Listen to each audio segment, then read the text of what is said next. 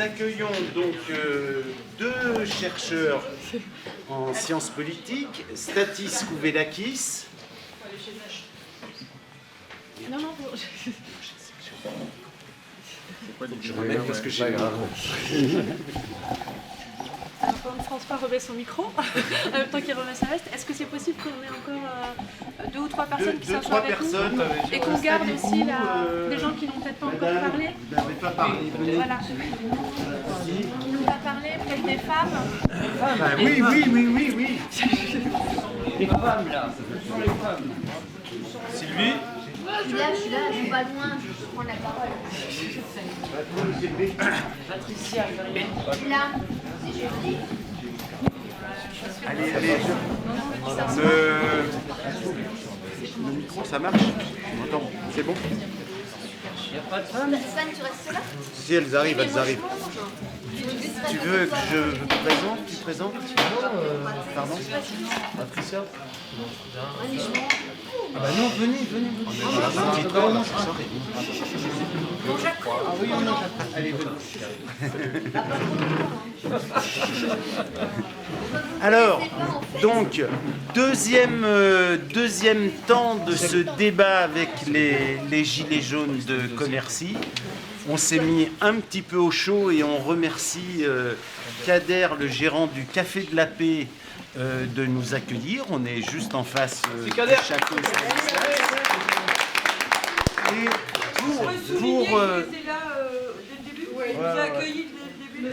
On a fait une réunion publique le 10 novembre. En fait, la première réunion publique s'est passée ici. On a proposé de s'organiser. On a voté déjà dès le départ en fait l'organisation. Et c'était ici en fait. Il y avait plus de 100 personnes. D'accord. Alors nous accueillons pour ce débat deux chercheurs en sciences politiques. Stathis Kouvelakis, bonsoir. Vous êtes universitaire, vous enseignez dans une université britannique à Londres qui s'appelle le King's College. Et puis vous avez aussi une longue histoire d'engagement politique. On vous avait invité plusieurs fois à Mediapart quand on parlait de la crise grecque, parce que vous faisiez partie de l'aile gauche du parti Syriza, dont vous ne faites plus partie aujourd'hui. Oui, depuis 2015 en effet, oui. Voilà, et puis nous accueillons Raphaël Chalier, bonsoir. Bonsoir. Vous êtes chercheur, vous venez de terminer une thèse, vous êtes originaire de l'Est de la France et on vous a invité parce que vous travaillez depuis le début du mouvement des Gilets jaunes, vous travaillez sur le terrain auprès de plusieurs groupes. C'est bien ça? Pas sûr, exactement, en Lorraine, mais pas sur Commercy. Du coup, je vais essayer de localiser un peu le propos comme ça, pour ne pas dire de bêtises. Comme ça, vous pourrez nous dire ce qui se passe dans le reste de la Lorraine. Stathis Kouvelakis, on vous a demandé de venir et on vous en remercie.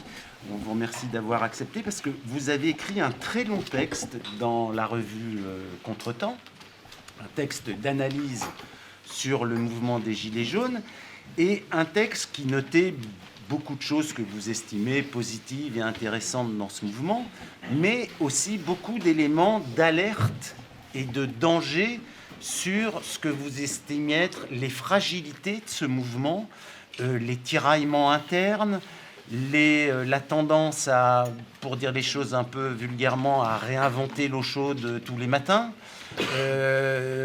Et est-ce que vous pouvez, en quelques minutes, pour tous ceux qui nous écoutent et nous regardent, résumer, non pas l'intégralité de votre texte, mais ce que vous estimez être ces fragilités, ces obstacles que le mouvement va rencontrer. Et ce qu'on voulait faire, c'était justement organiser un dialogue entre des chercheurs et puis évidemment les acteurs sur le terrain. Bon, moi je vais juste me focaliser sur 2 points en fait. Le premier, c'est que, à l'évidence, c'est un mouvement qui est hétérogène, qui rassemble à la fois une grande diversité, on va dire, de participants, de points de vue, et qui a à la fois une unité assez profonde. Alors, la première chose que je voulais constater, c'est que je vois un grand décalage entre une soif de justice qui s'exprime dans ce mouvement, de la part venant de celles et de ceux qui subissent l'injustice justement au quotidien, qui en ont marre de la vie qu'ils mènent et qu'elles mènent, qui considèrent que ce n'est plus supportable, qui considèrent qu'ils sont à la fois matériellement et aussi en tant que citoyens, en tant qu'individus, complètement abandonnés, exclus, laissés de côté par notamment les élites politiques, par la manière dont le système politique fonctionne. Et donc il y a une demande très très forte justement que ça change. Et là il y a quelque chose de très très profond, je crois. Et d'un autre côté, quand on en vient à formuler ça, on voit une difficulté. Alors, je vais prendre juste un exemple. La question, bon, le mouvement est parti sur la taxe sur les carburants, ok. Bon, après, très vite, ça s'est élargi à d'autres choses. Mais je remarque une difficulté à poser véritablement ce qui me semble être le cœur de la question, c'est-à-dire la redistribution des richesses. Alors, par exemple, la question des taxes. Bon, qu'est-ce que c'est que la question des taxes également? D'ailleurs, même en parlant parfois avec des gens, qu'est-ce qu'ils entendent exactement par taxe? On voit une difficulté à définir exactement de quoi on parle. Alors, souvent on dit, ouais, bon, les taxes, ça veut dire qu'on nous prend de l'argent, c'est trop cher, etc. Mais, ok, mais qu'est-ce que ça veut dire concrètement, par exemple? Est-ce que c'est les impôts? Bon. Beaucoup de gens, je suppose, ne payent pas l'impôt sur le revenu. Mais dans ce cas, il faut parler évidemment des cadeaux fiscaux que Macron a fait aux riches. Bon, la question de l'ISF est venue avec force. Très bien. Mais l'ISF, c'est une mesure assez symbolique, finalement. 4 milliards à peu près comme coût de l'ISF. Les cadeaux qui sont faits au patronat sont beaucoup plus importants que l'ISF. Rien que cette année, par exemple, le CICE, le cadeau fiscal qui a été fait aux entreprises, c'est 10 fois le coût de l'ISF. Or, la question du CICE ne ressort pas particulièrement, n'apparaît pas particulièrement... OK. Mais c'est pas quand on voit les choses un peu... OK, donc vous me direz comment ça se passe à Commercy. D'un autre côté, les prix en eux-mêmes, ça ne veut pas dire grand-chose, c'est les salaires qui sont faibles. Okay. Bon, et alors là, comment est-ce qu'on pose la question des salaires? Est-ce que ce mouvement peut poser la question des salaires? Comment ça se construit justement une telle... Est-ce que c'est une revendication? Est-ce que c'est finalement ça? Non, le problème, c'est qu'il y a des millions de gens en France qui vivent avec des salaires qui sont trop bas, qui n'arrivent pas à boucler les fins de mois, etc., etc. Tout ce qu'on entend avec une très grande force depuis le début.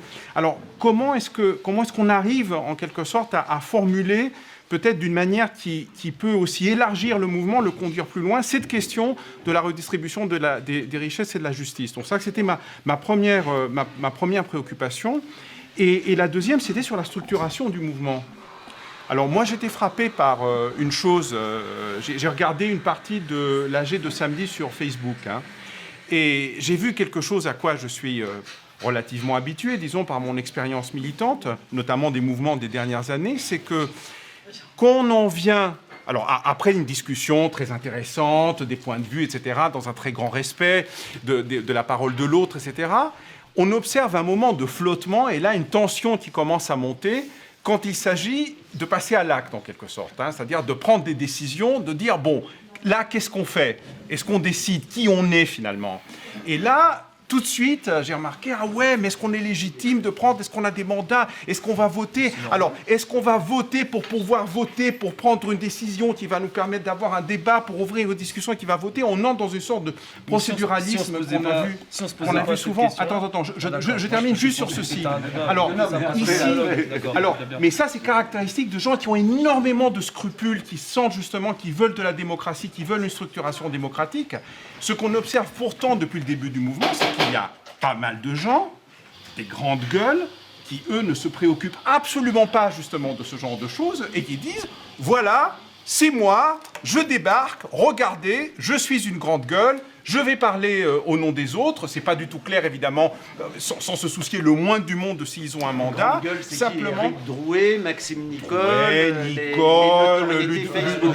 Ludowski, mais il y en a aussi par région, hein, beaucoup de ces grandes gueules pareilles. Alors c'est les réseaux sociaux apparemment qui servent de tremplin, qui leur donnent une sorte de légitimité. Ils ont des pages Facebook, ils ont énormément de likes, etc.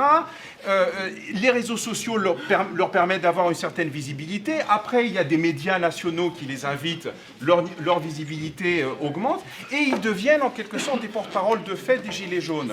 Alors voilà, on va c'est laisser ça, répondre. c'était ça mes deux préoccupations principales, les deux décalages que je vois, et comment vous comptez vous y distribution prendre. des richesses, organisation et comment gérer les grandes gueules Facebook de ce mouvement, quoi. Hein? Oui, enfin, déjà, Commercy, vous avez commencé précisément à faire contrepoids à ça, mais comment avancer justement dans cette... Allons-y. Alors, Nous, au sein de Commercy, je pense que ce que vous appelez grande gueule, je pense qu'il n'y en a pas. Je pense qu'on est... on est autrement, quoi. Nous, on vote.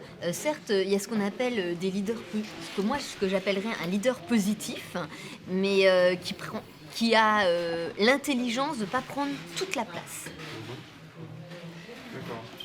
Ouais, c'est ça. En fait, alors, le leader positif, on peut dire aussi que c'est une grande gueule, mais la différence entre Commercy et ce que font par exemple les leaders autoproclamés, eh bien, c'est que nous, on ne donne pas le pouvoir à ces personnes-là. C'est-à-dire qu'ils sont remis en cause, qu'il n'y a pas de décisions qui peuvent être prises en dehors de l'Assemblée.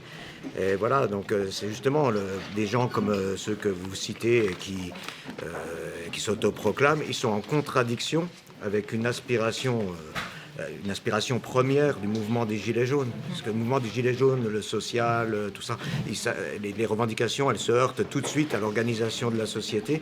Et très vite, sans que ça se décide, c'est venu sur les ronds-points, mais oui, mais comment on fait c'est ce système qui empêche nos revendications d'aboutir, donc comment on fait pour construire une nouvelle démocratie? C'est vraiment on l'entend partout. Et donc nous, ce qu'on propose, c'est justement de ne pas reproduire les mêmes schémas que le monde dans lequel on vit.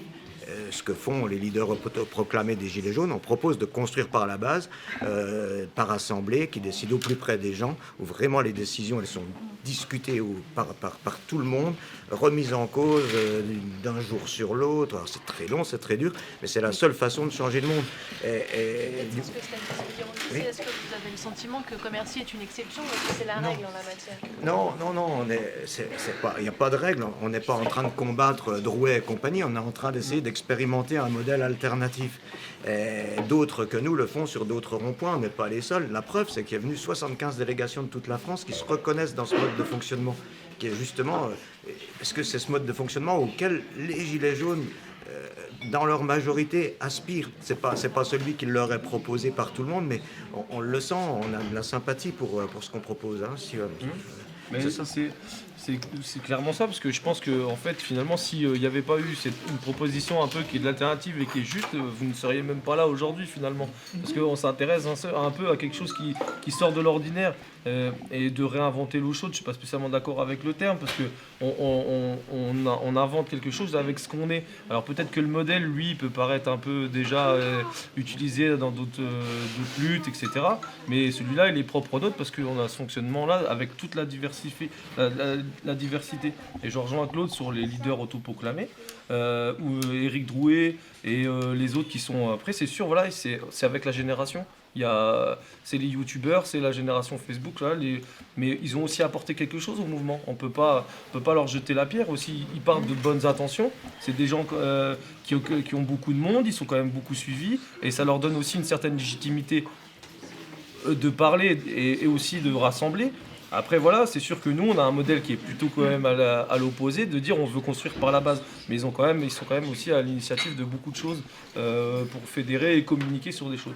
Je reviens sur une chose que vous disiez, c'est sur la légitimité, le problème qui se pose sur la prise de décision en assemblée. Ça vous apparaît être le bordel.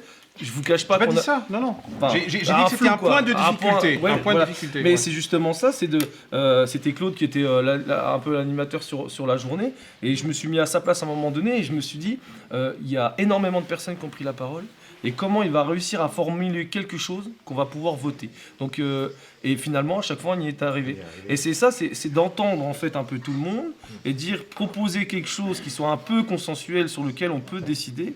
Et ça prend du temps. Mais finalement, on y est arrivé, c'était un super week-end. Et sur la question de la légitimité, pourquoi on a mis du temps aussi à est-ce qu'on peut voter, pas voter, le mandat?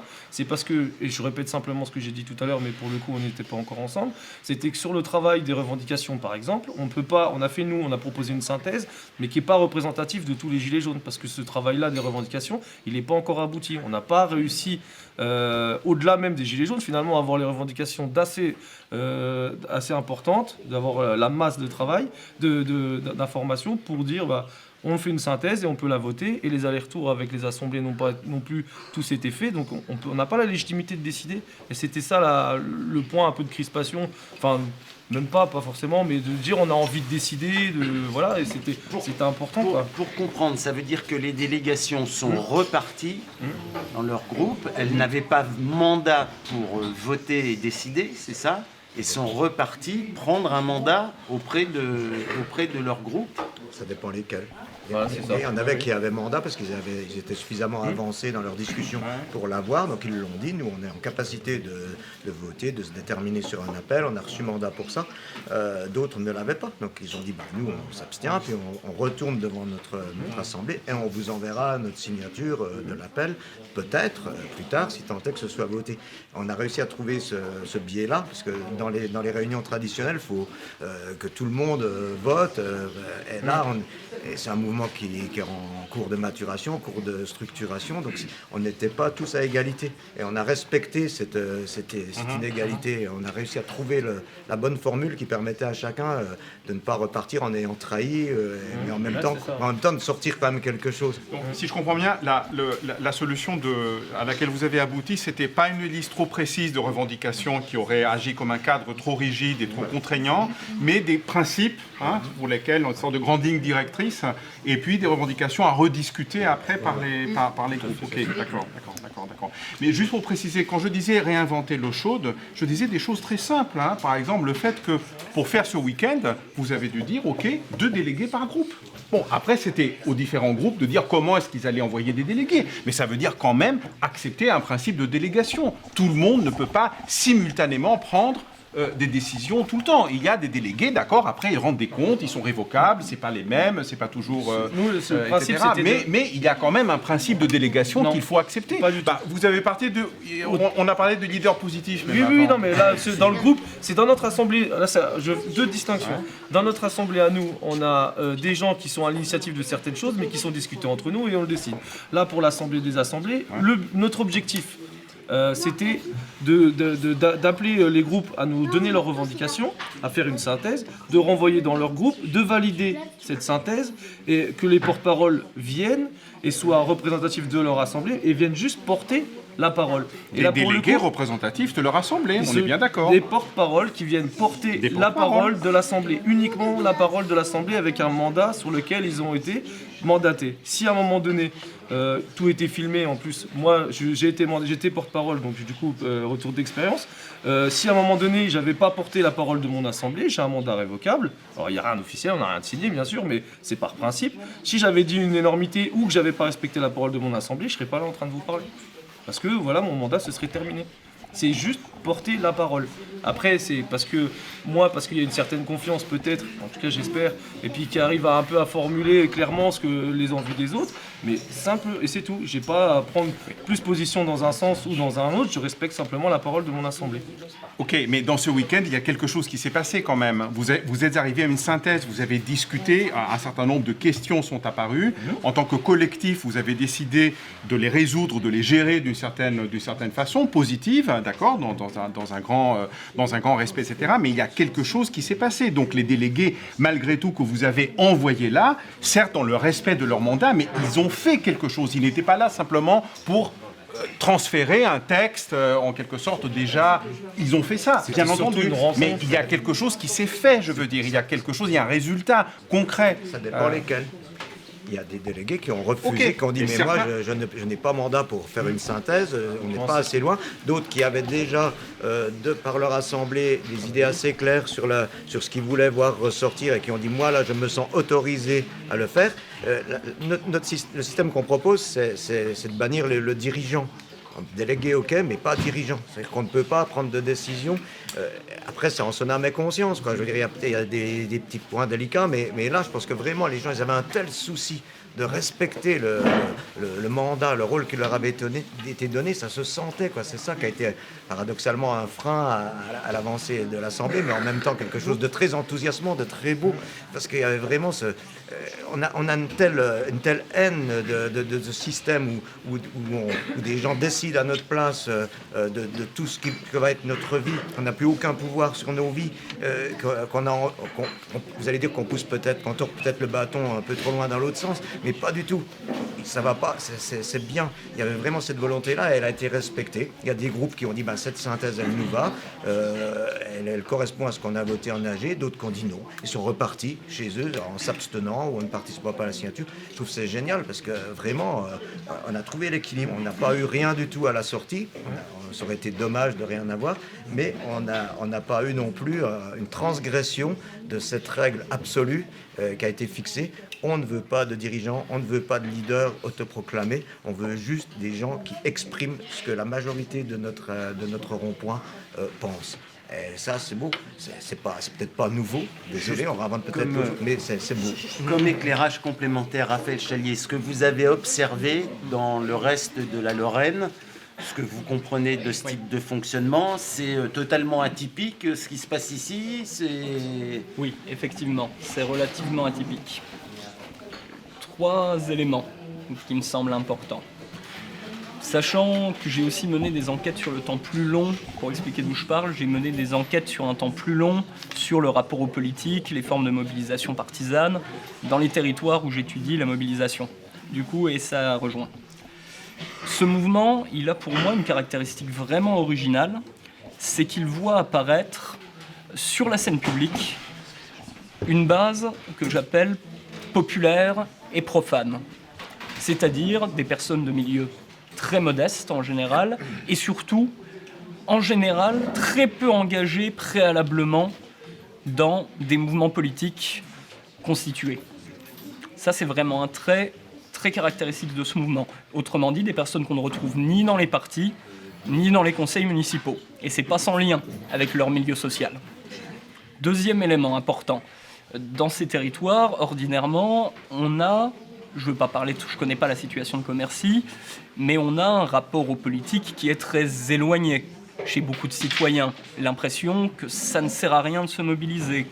On a, au niveau politique, un poids du vote pour le Rassemblement national très fort, nettement au-dessus de la moyenne.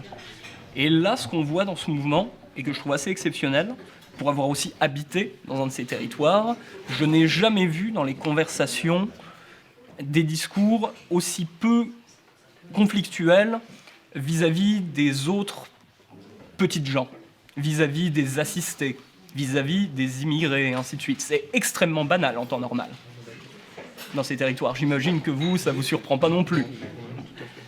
Et depuis le mouvement, il y a vraiment une reconstruction du nous populaire. Le sentiment qu'on est des petits contre ceux d'en haut. Et du coup, c'est pour moi une problématique qui rejoint celle-là.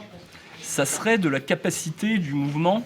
Et dernière petite... Et là, je fais une différence avec Commercy. J'ai l'impression que vous avez un fonctionnement assez structuré, où vous tentez justement de mettre en place ces cadres de dialogue et ainsi de suite.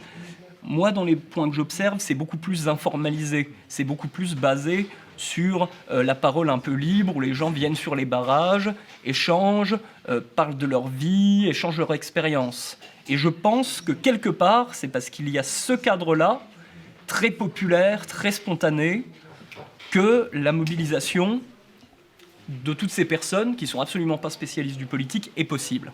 Pour moi, c'est un enjeu absolument déterminant pour la suite de ce mouvement. C'est la capacité à garder cette base à la fois populaire et à la fois pas convaincue d'avance. Vous avez des remarques sur ce qui a été dit ?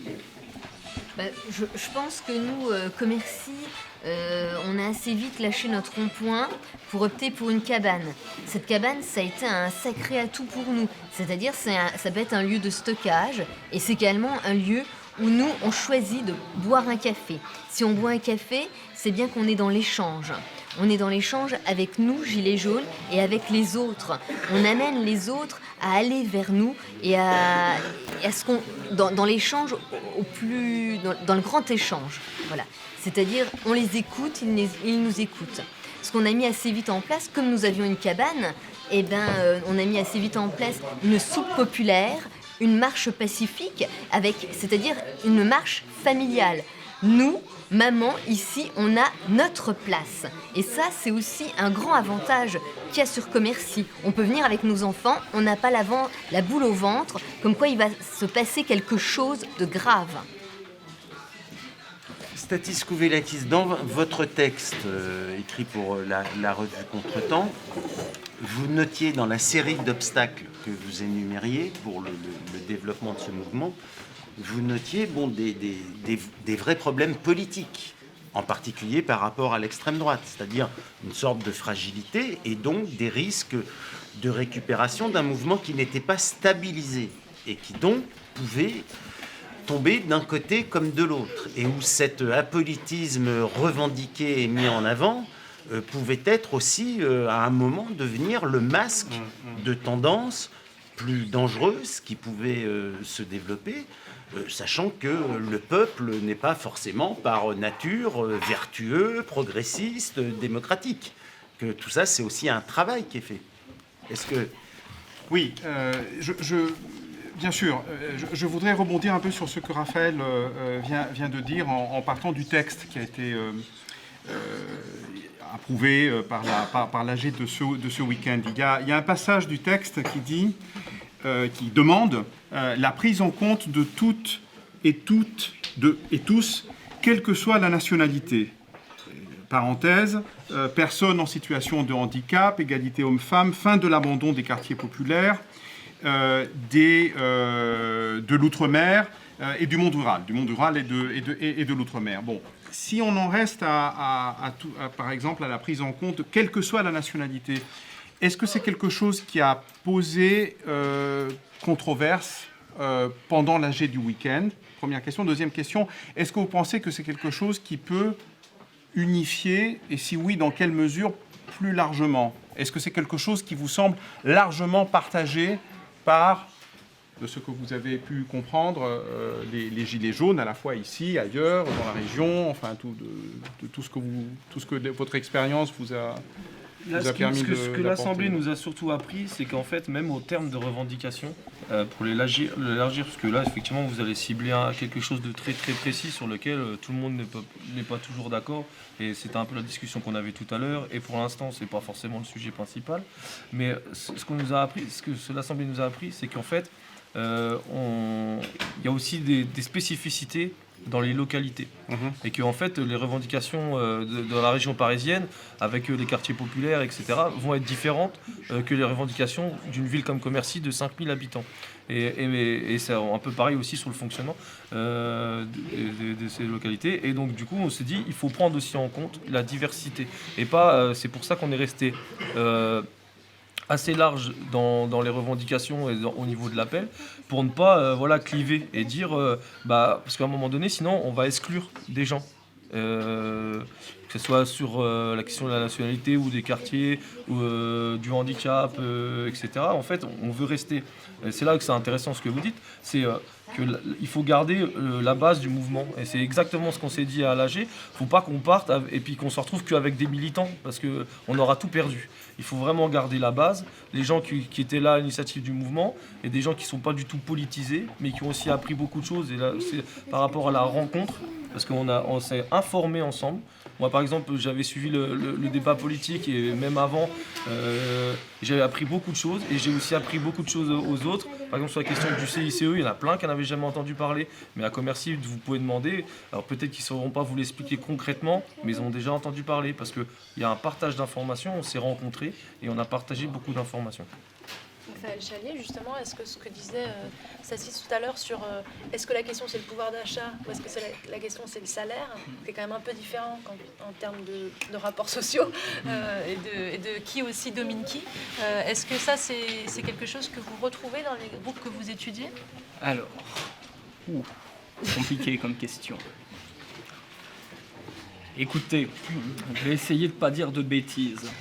Je pense qu'on dit qu'il y a énormément de discours à l'emporte-pièce qui sont tenus sur ces questions, par en haut, par des acteurs dominants, qui peuvent être des acteurs intéressés dans un sens ou dans l'autre. Et dans les acteurs dominants, j'inclus aussi bien les tentatives de récupération des responsables politiques d'extrême droite qui sont souvent loin d'être des gens modestes. Et j'inclus aussi une partie non négligeable des militants revendiqués de l'émancipation, qui appartiennent au même milieu. Ça pose un cadre. Non, je parle de la gauche radicale. C'est pas au même milieu que l'extrême droite. Oui, mais c'est le capital culturel plus les éternels militants. On peut regarder la composition. L'extrême droite ne se caractérise pas par son capital culturel. Oui, l'extrême droite se caractérise par un capital. Ils se caractérisent tous les deux par le fait qu'ils viennent rarement de milieux populaires.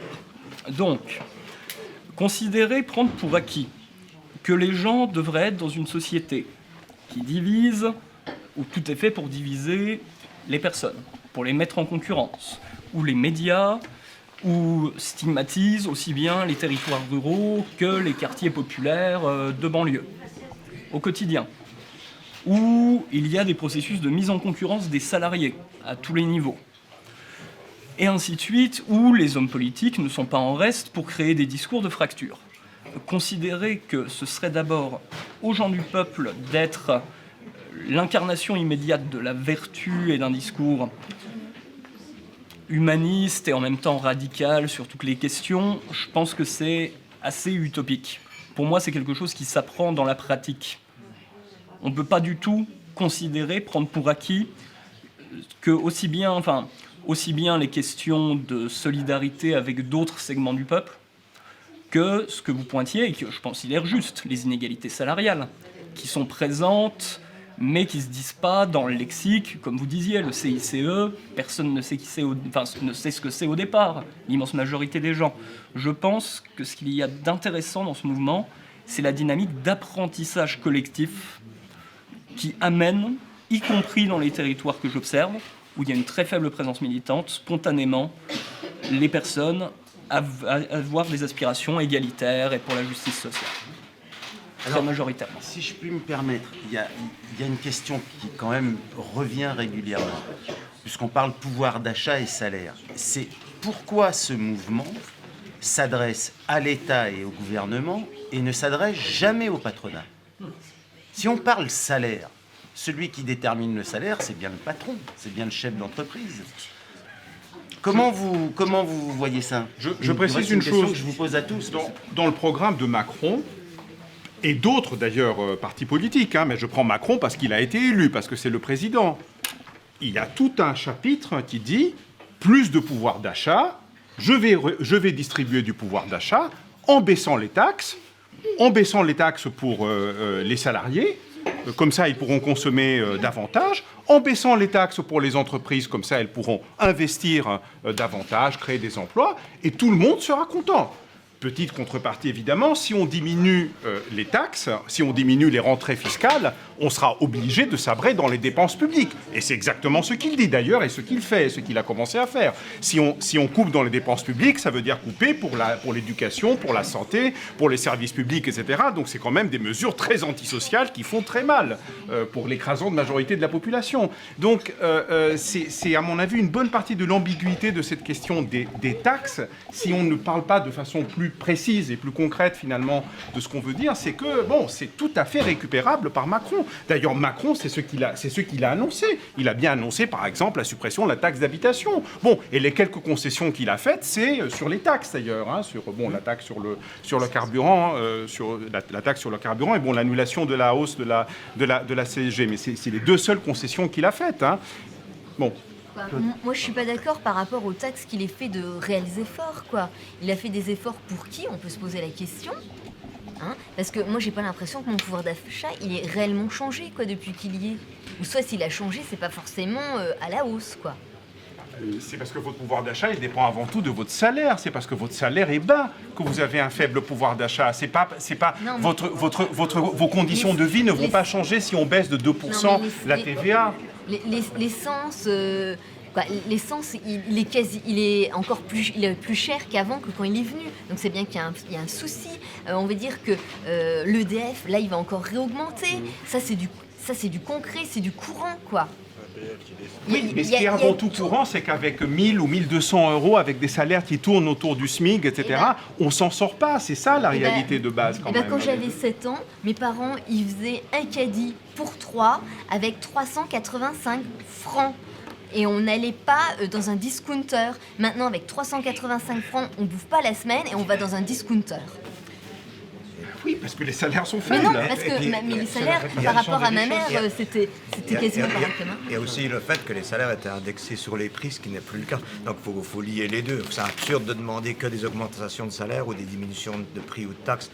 Faut que tout corresponde et puis que globalement la richesse soit mieux répartie. Mais je voudrais revenir à ce que vous disiez avant. Je voudrais faire le lien entre votre question précédente, à laquelle on n'a pas vraiment répondu, et à celle justement de ce que vous posez vous. Il y a la question de l'apprentissage collectif. Dans le mouvement des Gilets jaunes, il y a des gens qui votent Front National, il y en a qui votent la France Insoumise et d'autres. Et ce qui est incroyable, c'est que pour la première fois, on est ensemble. On est ensemble dans le respect et on est amis. On est amis, on devient amis sur les ronds-points. Moi, par exemple, je suis pas du tout du Front National, mais ça me dérange pas aujourd'hui d'être ami, d'être en fraternité avec des gens qui ont les mêmes souffrances que moi, qui subissent les mêmes injustices. Et pour la première fois, on se parle. Alors qu'avant, on était chacun dans nos petites chapelles. Et voilà, et puis ça progressait pas, ça restait. Là, on a cette chance-là et on apprend donc très vite les uns des autres. On apprend, 1, à se respecter, 2, à dialoguer, 3, à faire des progrès sur le respect d'autrui et tout ça. Donc c'est éminemment progressiste ce qui se passe. C'est pour ça qu'on a des appels qui le deviennent, qui sont en progrès par rapport à ce qu'on aurait pu avoir au début. Ça ne va pas s'arrêter. Ça, c'est la première chose. Et cet apprentissage, on le retrouve aussi au niveau des revendications et des idées. Évidemment que le patronat est le responsable de tout ce qui se passe, puisque l'État lui fait chaque année, d'après la Cour des comptes et autres, 250 milliards d'exonérations de taxes fiscales et de charges sociales et fiscales. C'est énorme, c'est pas seulement le CICE, mais il y a encore l'idée chez les gens et chez les Gilets jaunes que l'État est capable et a envie, est capable de réguler tout ça, d'y mettre un terme, ou je sais pas, au moins de l'atténuer. Sauf que plus on discute, plus on échange, plus on voit que, quels que soient les groupes politiques, aucun n'y arrive. Il y a l'exemple de la Grèce où Tsipras est complètement couché devant le patronat. Ça montre bien que quel que soit le parti qui est au pouvoir, et ça on en discute sur les ronds-points. Et du coup on en vient très vite à se dire, de toute façon, même si Macron démission, c'est jouissif de le dire, mais celui qui va venir après, il va rien changer. Donc se pose l'idée de la nouvelle société, la représentation démocratique. Et ça naît de ce dialogue, de cette fraternité. Donc tout est lié. Vraiment, on progresse tous. Moi, le premier, je veux dire, c'est incroyable tout ce que ce mouvement m'apprend. On pourrait tous dire ça ici. Et toutes les questions que vous posez, elles ne sont pas encore résolues parce qu'on a encore tous bien des illusions, on croit encore... Mais on est en train de monter en puissance, d'apprendre. Et c'est génial, quoi. C'est génial. Je dis pas qu'on va tout renverser sur notre passage, parce que ça va peut-être s'arrêter demain ou après-demain. Mais en tout cas, on aura progressé vers une meilleure connaissance. On aura identifié nos besoins. Ce qui ne va pas. Cette nouvelle société, cette nouvelle démocratie et la façon de traiter les problèmes. Qui sont nos véritables adversaires aussi. Ce n'est pas le cas social ou je ne sais pas qui, là, parce que des pauvres gens au RSA et tout, on en a sur nos ronds-points et on s'est tous mis à les aimer alors qu'avant on les regardait de travers. Et tout ça, voilà, tout est lié, c'est ce mouvement-là, c'est le mouvement qui permet tout, quoi. Pardon, mais je repose ma question parce que vous n'y avez pas répondu. Pourquoi pas cette demande formulée au patronat concernant les hausses de salaire ? Je précise un petit rappel ici. Le niveau de vie en France et les inégalités ont commencé à se réduire après 68, en fait. avant 68, les inégalités restaient stables, les salaires ont vraiment commencé à progresser, le niveau de vie à s'améliorer, après les grandes grèves de 68, où d'un coup, les gens ont eu presque 20% d'augmentation de salaire. Mais il y a eu un mouvement, enfin, on sait à peu près ce qui s'est passé en 68, la plus grande grève de l'histoire de l'histoire mondiale. Je ne dis pas que c'est comme ça qu'il faut faire aujourd'hui, mais je dis que là, il y a eu un moment où, en France, la question de justement qu'est-ce que les gens qui vivent de leur travail peuvent gagner, qui s'est posée d'une façon extrêmement concrète. Au patronat. Voilà, et qui s'est au patronat et au gouvernement, bien entendu, aux deux, mais aux deux. Il ne peut pas y avoir hausse de salaire, puisque avec les bas salaires, les patrons ont des aides. Donc on va peut-être revenir à ça, quoi. Ça veut dire qu'on peut continuer à avoir des aides, même avec des plus hauts salaires. Hormis ça, il y a des tas de choses. Des fois, on embauche des gens avec tel diplôme, forcément un diplôme d'État, alors que peut-être un diplôme autre que diplôme d'État est aussi valable pour certaines fois. Mais si on n'embauche pas un diplôme d'État, on n'a pas les aides. C'est ça qu'il faut être réaliste. Il y a ça derrière. Il y a les aides de l'État. Je ne vais pas excuser la parole, mais l'idée, ce que dit Patou est juste, l'idée qu'il faut s'adresser au patronat, elle est en train de germer tout naturellement. Parce que là, on voit bien qu'au bout d'un moment, les manifs et tout, qui ne cèdent pas, et la question de la grève générale, mais même de la grève générale reconductible, elle a lieu sur tous les ronds-points en ce moment. On entend partout parler. C'était une des choses qui a été discutée à notre AG, à notre Assemblée des Assemblées. Et ça, la grève générale... Ça a été discuté, ce Oui, programme ? c'était discuté, mais on a décidé qu'on n'était pas en mesure de trancher dessus, puisque ça n'avait pas été voté dans toutes les assemblées et tout ça. Même s'il y avait quand même des premières remontées qu'on a eues, il y avait un quasi-consensus là-dessus. Pourquoi ? Parce que les gens se rendent bien compte qu'il faut toucher les grosses boîtes au portefeuille pour obtenir ce qu'on veut avoir. Et cette prise de conscience, il y en a certains qui l'avaient avant. La majorité ne l'avait pas, mais elle est en train de naître. Elle est en train de naître de ce mouvement. Donc oui, on va bientôt s'adresser, je pense, aussi au patronat. Et je ne veux pas augurer de la suite. Il faut élever les connaissances. Voilà. Mais c'est ce qu'on s'était dit, je me permets de conclure. C'est ça, c'est qu'à un moment donné, on n'a pas les connaissances politiques, en tout cas tous, pour dire collectivement, il faut s'adresser au patronat. Sauf que c'est en train de se faire, hein, voilà. Et c'est la question sur l'ISF était peut-être symbolique, mais c'était quand même lié à la taxe sur le gasoil pour compenser ça. Le CICE qui passe à cette année 40 milliards, et là on rentre dans le détail. Mais ça, tout le monde est en train d'en prendre conscience, au-delà des clivages politiques. Et à un moment donné, effectivement, on va se tourner vers le patronat. Et je pense que là, c'est là où ça va, entre guillemets, commencer à avoir de la gueule, parce qu'on va s'adresser vraiment au réel ennemi qui a, pour moi, infiltré l'État, quoi, et qui est aux manettes et qui est vraiment en train de tout faire pour déjà diviser, pour pas qu'on prenne conscience des choses, et puis de pomper l'argent public, parce qu'on est en train de tout perdre, quoi.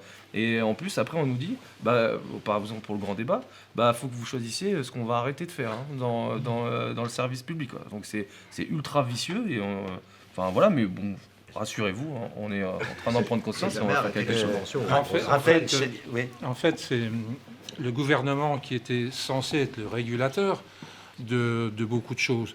Et aujourd'hui, même depuis un moment, ils sont plutôt des régulateurs. Ils font vraiment pas leur boulot vis-à-vis du patronat, parce que on vit dans une collectivité où il y a par exemple les hôpitaux, les écoles, les EHPAD, où il y a de moins en moins d'argent. Pourquoi il y a de moins en moins d'argent ? Parce qu'il y a de moins en moins de gens qui travaillent, mais aussi parce qu'ils n'ont pas de travail. Pourquoi ? Parce que beaucoup de sociétés ont choisi de ne pas embaucher, ou d'embaucher des contrats précaires, ou tout simplement de quitter le territoire. Donc, c'est eux les responsables. Et les deuxièmes responsables, simplement, le gouvernement ne fait pas son boulot, et c'est pour ça qu'aujourd'hui, les gens s'en sont rendus compte. Ils sont dans la rue avec les gilets jaunes. Raphaël. Quelques petites remarques pour peut-être un peu nuancer certaines choses. Sur la question je pense que quand on dit les patrons, en tout cas des territoires comme ici, il y a une ambiguïté. Parce que pour beaucoup de gens, dans les territoires, enfin après je parle peut-être un peu vite, mais j'ai l'impression que c'est des environnements assez similaires. Quand on dit un patron ici, l'ordinaire du patron que les gens côtoient, c'est un tout petit patron. C'est des indépendants, ou alors c'est vraiment des artisans, des commerçants et ainsi de suite. Du coup, le patron, dans ce sens-là, il est évidemment perçu comme un semblable. Du coup, je pense que ça crée une ambivalence autour de ces questions. Cela étant dit, moi ce que j'ai vu avec la mobilisation, c'est progressivement le lexique des manières de désigner les responsables peut-être de l'injustice, où peu à peu apparaissaient des éléments de langage sur les GAFA, sur Monsanto, les traders, les multinationales, et ainsi de suite. Et c'est des choses qui apparaissent progressivement, avec le temps. Et surtout, la dernière question que j'ai envie de poser, mais là je ne suis pas un spécialiste de ce domaine-là, du coup je vais le poser sur un mode ouvert, mais sur cette question aussi, où sont les syndicats ? Moi, j'ai aucune hostilité de principe vis-à-vis des syndicats et ça m'étonne. C'est une énigme. Pourquoi ils ne sont pas là dans cette mobilisation actuellement ? Ils sont venus vous voir quand même. Ils vous ont proposé de venir. Vous avez dit non, on fait les choses tout seul. Ça les a bien arrangé. Depuis des décades. On n'a pas le même système de... Alors, du coup, j'en profite parce que le 5 février, il y a une proposition de grève générale qui est soutenue par certains syndicats et qui est soutenue par certains groupes de Gilets jaunes, beaucoup de groupes de Gilets jaunes. Comment s'articule cette discussion avec les syndicats ? Est-ce que chacun y va dans son coin ? Est-ce que vous allez y aller ensemble ? Comment c'est discuté ? Donc à l'Assemblée des Assemblées, on a fait un appel à ce que les Gilets jaunes se saisissent de cette possibilité de faire la grève. Parce que les syndicats, en fait, le pouvoir qu'ils ont, c'est d'appeler à la grève, de donner l'opportunité aux travailleurs dans leur branche de pouvoir se mettre en grève. Et sans les syndicats, actuellement, dans le système actuel, on ne peut pas se mettre en grève. Donc nous, l'appel qu'on a fait, c'est, disons, de mettez-vous en grève, profitez de cette opportunité de vous mettre en grève. Ça sécurise, disons, la possibilité, on peut se mettre en grève officiellement, légalement, et donc mettez-vous en grève pour encore accentuer la gêne, pour améliorer la lutte. Mettez-vous en grève et utilisez-le. Mais il n'y a pas eu de négociation avec les syndicats ou autres. Il y a eu effectivement un appel. Nous, on souhaite qu'il y ait de la grève pour pouvoir renforcer notre mouvement, mais ce n'est pas, disons, un accord entre les Gilets jaunes et les syndicats. Mais c'est de la grève pourquoi ? C'est de la grève pour faire du bruit et dire à un moment on arrête, on ralentit l'économie, je sais pas. Ou est-ce que c'est de la grève justement pour rebondir sur la question de François, puis c'est un petit débat qui nous agite, pour taper sur, entre guillemets, sur ceux qui commandent, quoi, qui décident, qui payent. Après, concrètement, c'est la grève pour permettre aux travailleurs de rejoindre le mouvement des Gilets jaunes. Parce que pour le moment. Les travailleurs, ils sont déjà dans le mouvement des Gilets jaunes. Mais quelques travailleurs, parce que par exemple, moi je vais à l'AG, elle commence à 17h30, moi j'arrive ici à 18h, 18h15 en fait. Et on est beaucoup de travailleurs, on rejoint les ronds-points ou tout ça après notre travail. Donc c'est extrêmement épuisant et en fait c'est aussi avoir la grève pour qu'enfin les travailleurs puissent aussi rejoindre le mouvement des Gilets jaunes et exprimer le ras-le-bol de la misère sociale qui est en train de s'installer un peu partout en fait. Et c'est ça qu'on veut. C'est à travers la grève et on n'a pas du tout envie que les centrales syndicales de nouveau enterrent les choses et soient les négociateurs d'un mouvement qui a été initié par la base du peuple en fait, par les gens. Et c'est pas aux centrales syndicales qu'on s'adresse, c'est aux bases syndicales. Et on sait que c'est des gens qui sont parmi nous, c'est les gens qui font partie de nous en fait. Ce que je voudrais dire, ça va peut-être vous paraître fou, mais il faudrait que les syndicalistes, notamment les syndicalistes de base, comprennent qu'ils ne doivent pas venir avec les Gilets jaunes ou en appui des Gilets jaunes, mais qu'ils doivent venir dans les Gilets jaunes. Parce que les Gilets jaunes englobent tout, ils englobent le rouge, le vert, et ils englobent toute la société, et pas seulement bien au-delà des chapelles habituelles. C'est la première fois, c'est historique, c'est la première fois qu'on a un mouvement trans-chapelle et qui lutte à peu près dans le même sens. Et si les syndicalistes viennent avec leur badge et leur drapeau à côté, ils se placent en extériorité et du coup ça génère une méfiance qui est malsaine pour la suite du mouvement. Il faut vraiment qu'ils enfilent leurs gilets jaunes, ils peuvent venir avec leurs idées rouges Mais attention, voilà. Attention, autant le respect doit être mutuel, mais il doit être dans les deux sens. Hein, c'est-à-dire les Gilets jaunes ne sont pas la totalité du peuple, hein, ne serait-ce qu'en termes de nombre. Hein. Donc d'autres acteurs peuvent venir, pas pour manipuler, récupérer, etc. Ok, mais ils ont aussi leur légitimité. Ils existent, hein, ils ont une histoire, ils peuvent contribuer ou pas, on verra d'ailleurs. Hein, mais leur dénier d'emblée l'idée qu'ils puissent venir en tant que tels, les accepter en tant que tels, ça n'aidera pas forcément à l'élargissement du mouvement. C'est-à-dire, vous appelez tout le monde à devenir gilet jaune. Ouais. Est-ce que c'est comme ça que ça peut marcher selon vous? Ou bien est-ce qu'il faut construire quelque chose, une sorte de convergence, où des acteurs qui auront des identités, il y a les syndicats, il y a d'autres choses, hein, peut-être, il y a d'autres mouvements, des associations, je sais pas, ce genre de choses qui peuvent venir, mais vous rejoindre en tant que tel, pas pour vous récupérer, mais pour dire, voilà, convergeons, travaillons ensemble, additionnons nos forces en quelque sorte, construisons une confluence. On a la discussion, mais on n'est pas tous d'accord là-dessus. Certains on l'a même eu aujourd'hui. Ouais, on l'a même eu aujourd'hui. Je donne mon opinion personnelle. Je crois que si on reste rouge, jaune, vert, l'un à côté de l'autre, on pourra peut-être faire des manifs ensemble, 2, 3, 4 fois, mais ça va s'arrêter là. Et là, pour les Gilets jaunes, c'est peut-être pas tout le peuple, mais c'est beaucoup plus que les simples rouges ou que les simples verts. Ça englobe beaucoup plus de gens, ça c'est sûr, c'est une évidence. On le sent, puisque ce qu'on expliquait tout à l'heure, c'est qu'on était d'opinions politiques différentes à l'intérieur d'un même mouvement. C'est ça qui est inédit. Et c'est une chance inouïe, inespérée pour qu'on se révolte massivement. Et si les militants traditionnels n'arrivent pas à intégrer cette idée, n'arrivent pas à faire abstraction, pas faire abstraction, mais à se fondre, en gardant toutes leurs idées, on ne leur demande pas d'abdiquer de la moindre de leurs idées, mais à se fondre dans ça, avec respect, c'est foutu. Pour moi c'est mon opinion. Après, c'est peut-être pas possible, mais si c'est pas possible, c'est dommage. Parce que quand vous dites ce qui fait la force des gilets jaunes, et c'est vrai, c'est que chacun met ses points de friction de côté et on reste sur ce qui nous rassemble. Et en plus, on apprend et même on peut évoluer sur nos positions. Certains syndicalistes ou politiques se sont au contraire constitués sur des valeurs très clairement définies. Par exemple, l'antifascisme, le combat à mort contre les idées d'extrême droite, contre le racisme. Voilà.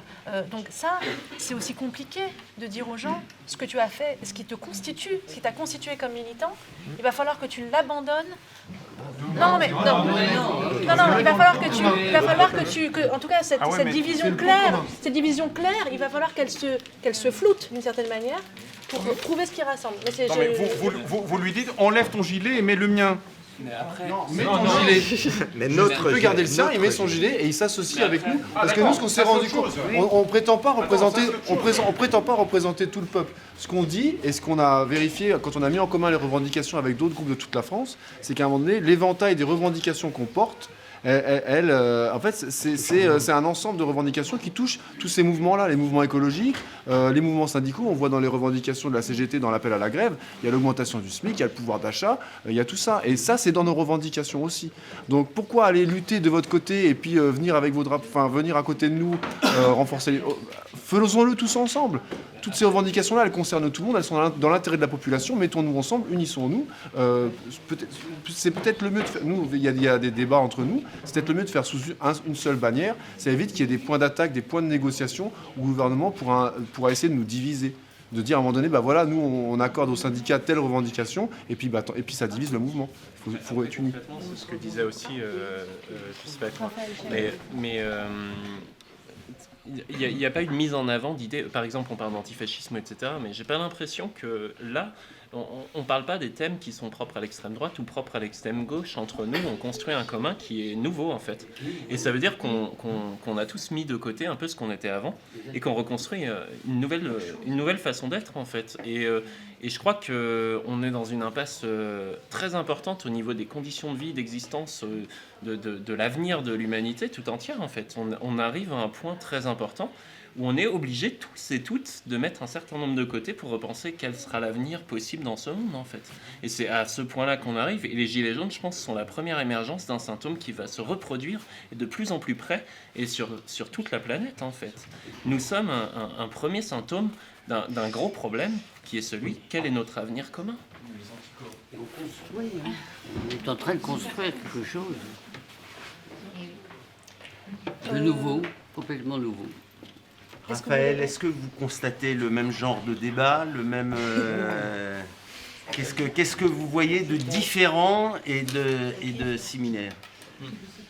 Encore une fois, moi je parle de ronds-points où il n'y a quasiment, même si ici j'ai bien l'impression que c'est très divers et ainsi de suite, mais on sent quand même que les personnes ont, ou peut-être vous avez avancé aussi très très très vite, mais qu'il y a des débats assez poussés sur des questions un peu de politique au bon sens du terme. C'est toujours compliqué. Là où j'observe, dire qu'on parle de politique, ça pose encore question. Hein. Tout simplement parce que qu'est-ce que les gens mettent derrière politique? Spontanément, ils mettent assemblée, élus, dirigeants, et c'est ça la définition majoritaire du politique. Du coup, il y a un rejet assez fort de tout ce qui va être perçu comme politicien, pour le dire vite, pour des raisons assez compréhensibles, non-représentation, sentiment de décalage, ils vivent pas dans le même monde. Mais du coup, là où ça a un effet qui est à la fois intéressant, mais qui peut être une limite, c'est que ce mode de fonctionnement, et ça me renvoie, je me suis retrouvé dans ce que vous disiez, les militants qui sont très attachés à certaines valeurs et qui sont désarçonnés. Dans les endroits que j'étudie, plus on est militant, moins on vient parmi les gilets jaunes. Parce que c'est perçu comme, et aussi bien à gauche qu'à droite. Ils ne font pas comme on fait d'habitude. Il y a vraiment un effet de surprise. C'est comme si c'était un mouvement où les spécialistes du politique étaient tous restés, pour leur grande majorité, sur le bas. D'accord. Bon, il y a la politique en termes de ce que Raphaël vient de dire, les institutions, etc., et les affiliations partisanes. Hein. Bon, d'accord. Mais enfin, quand dans le texte qui a été approuvé dimanche, vous dites « partageons la richesse et pas la misère », finissons-en avec les inégalités sociales, nous exigeons la généralisation des missions du service public, l'augmentation des salaires et des allocations, etc. Bon. Si ça, ce n'est pas de la politique, alors je ne sais pas ce que politique veut dire. Hein. Alors faire de la politique, effectivement, on en fait. La principale chose, c'est qu'on a le droit de choisir notre avenir. Voilà, c'est ça, faire de la politique, choisir son avenir. On est apartidaire. Voilà, il y a quelqu'un qui a dit dans l'assemblée de samedi, ça m'a marqué, il a dit on n'est pas apolitique, on est apartisan. C'est-à-dire que voilà, ces revendications-là, elles sont transpartisanes. Qu'on soit d'extrême droite, d'extrême gauche, on peut tomber d'accord. Ah non, là-dessus, ça, Claude, non, je m'excuse, mais on peut pas dire, on peut pas dire finissons-en avec les inégalités sociales. C'est quelque chose qui est neutre en matière de spectre politique. On peut pas dire que qu'on prenne en compte des gens indépendamment de leur nationalité. C'est des choses qu'on ne peut pas situer sur le spectre politique. Non, c'est pas vrai.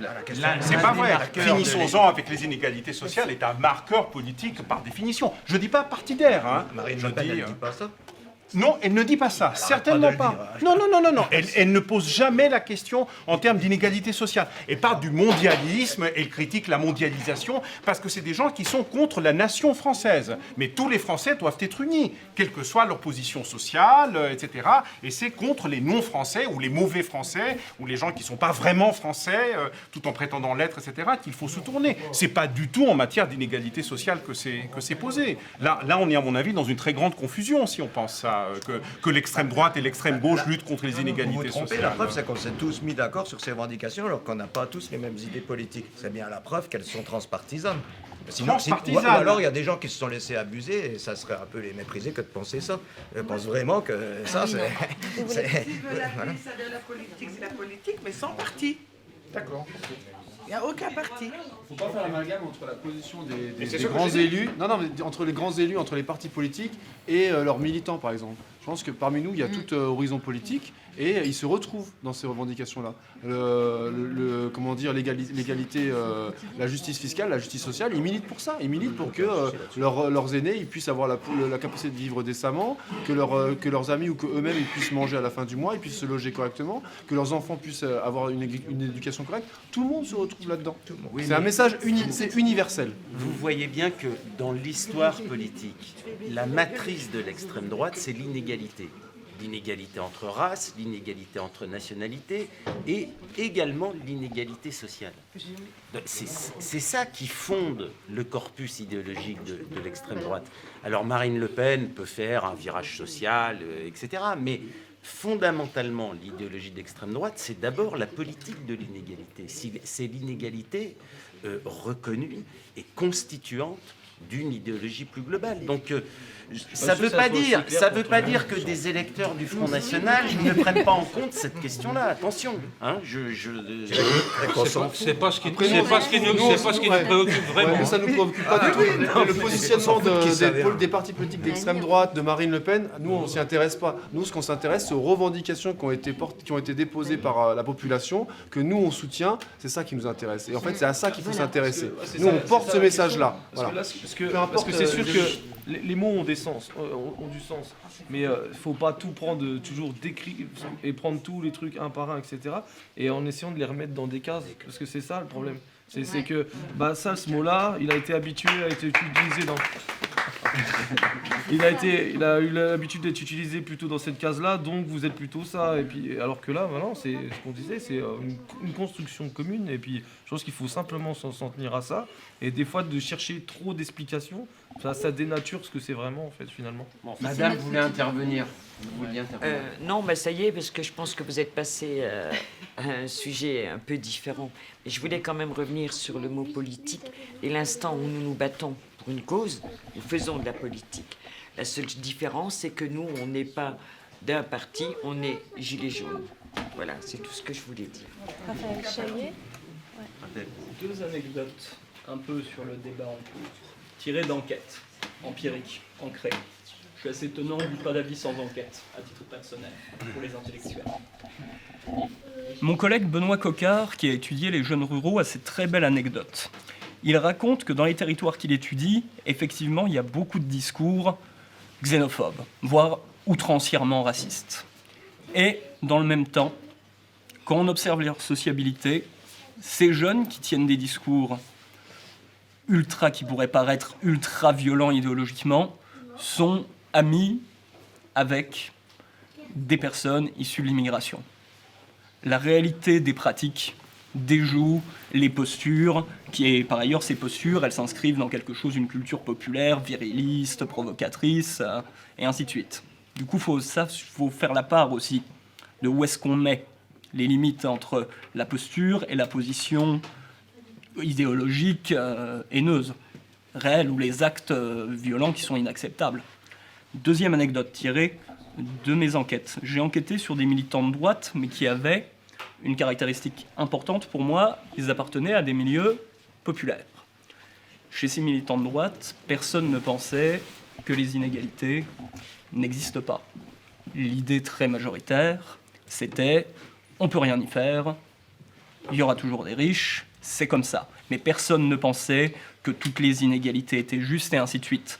Tout ça pour dire, ces deux anecdotes, que bien souvent, les représentations des gens ordinaires, et notamment des personnes modestes, elles déjouent complètement les grilles idéologiques cristallisées des intellectuels et ce qu'on essaye de plaquer dessus. Ouais. On va pas faire l'applaudimètre parce que on a déjà débordé d'une demi-heure. Mais c'est très intéressant. Encore une. Donc, on fait peut-être un dernier tour de table et on conclut assez rapidement parce qu'en plus, nos amis de Small Bank qui produisent cette émission vont s'épuiser. Non, ça va, vous tenez le coup? Bon. Alain.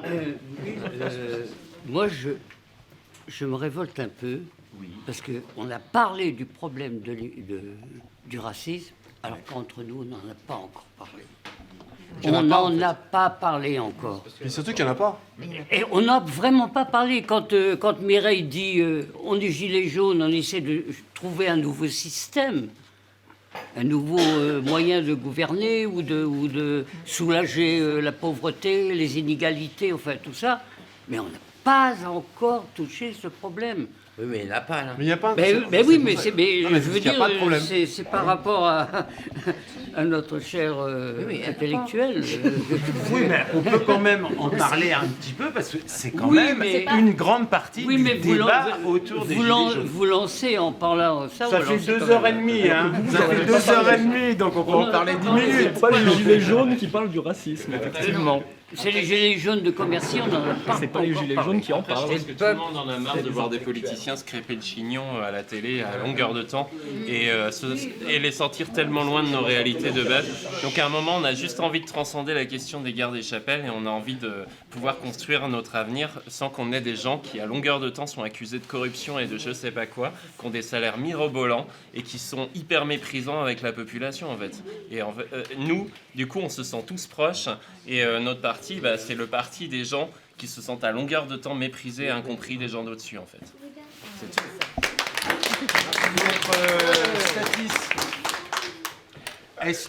Est-ce que tu écrirais le même texte après cette discussion? Ah, totalement. Totalement.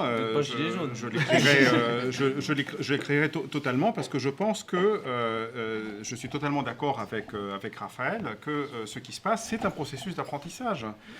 Donc, pour moi, il faut en parler. Et pour en parler, il faut poser des questions et discuter et pointer les choses sensibles. Si c'est simplement pour dire « Vous êtes formidable, qu'est-ce que c'est super, etc. » Bon, je suis désolé, ça n'a pas grand intérêt. Hein. On peut facilement obtenir des applaudissements comme ça, comme on peut facilement obtenir des applaudissements en disant « Ouais, les intellectuels, ça les occupe, etc. » Ils ne se préoccupent pas. Bah, les intellectuels, c'est des enseignants. Les intellectuels sont aussi des militants. Ils ont pu parfois militer pendant des décennies. Ça leur a permis de rencontrer plein de gens au cours de leur vie, de milieux sociaux extrêmement différents, la plupart du temps d'ailleurs pas du tout de leur propre milieu social. Donc ils ont aussi une expérience, ils n'ont pas la science infuse, personne ne l'a, on essaie de réfléchir ensemble justement. Et moi ce que je trouve extraordinaire avec ce mouvement, et là je vais peut-être quand même lancer la petite fleur, c'est que putain, ça fait longtemps qu'on n'avait pas vraiment discuté dans la société française de véritables questions à tous les niveaux.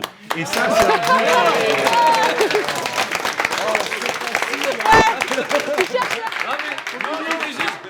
il voulait juste dire, une minute, voyez, c'est facile de démagogie. Voilà, Une minute. C'est très facile. Les intellectuels. Voilà. Ah, il voulait prouver que c'était facile d'avoir des applaudissements. Ah, c'est mérité. Écoutez, on vous remercie tous avec Mathilde d'avoir participé à cette émission. Je crois que c'était vraiment très réussi. On a pu effectivement bien débattre, vous poser les questions qu'on avait envie de vous poser et qui vous agacent. Et donc, merci d'y avoir répondu. On remercie l'équipe de Small Bang qui, depuis 2h30...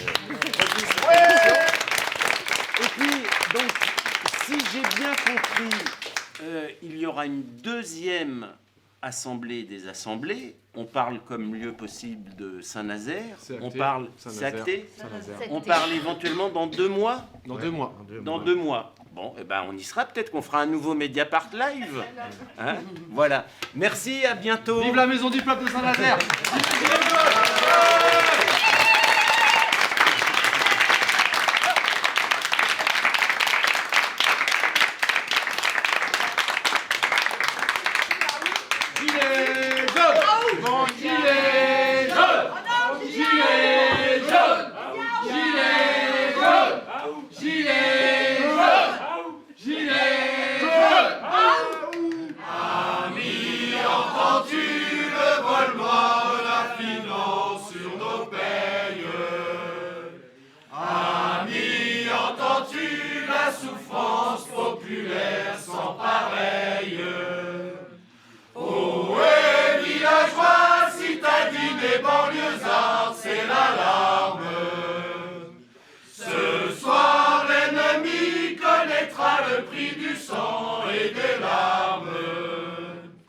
Sortez des usines, des bureaux gilets jaunes.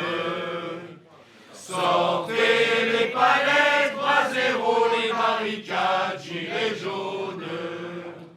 Ohé, travailleurs, les chômeurs, les étudiants, venez vite. Ohé, les sans-dents, les feignants, les illettrés, tout de suite. C'est nous qui tribons jour et nuit pour une paye de misère. Les taxes qu'ils nous pressent, les très riches qui s'engraissent la galère. Il y a des villas où les riches au creux des lits font des rêves. Ici, gilets jaunes, nous on craque et nous on sue, nous on crève. Ici, on s'entraide, on se relaie sur les routes, on s'écoute. On se sent moins seul dans la lutte, tous unis, coûte que coûte. Ce soir, l'Élysée tombera des assemblées à la place. Chantons, compagnons, le système tombera, plus de classe. Amis, entends-tu les oiseaux, les jours heureux qui se lèvent? Amis, entends-tu les murmures d'amour que l'on s'aime? La la la la la la la la la.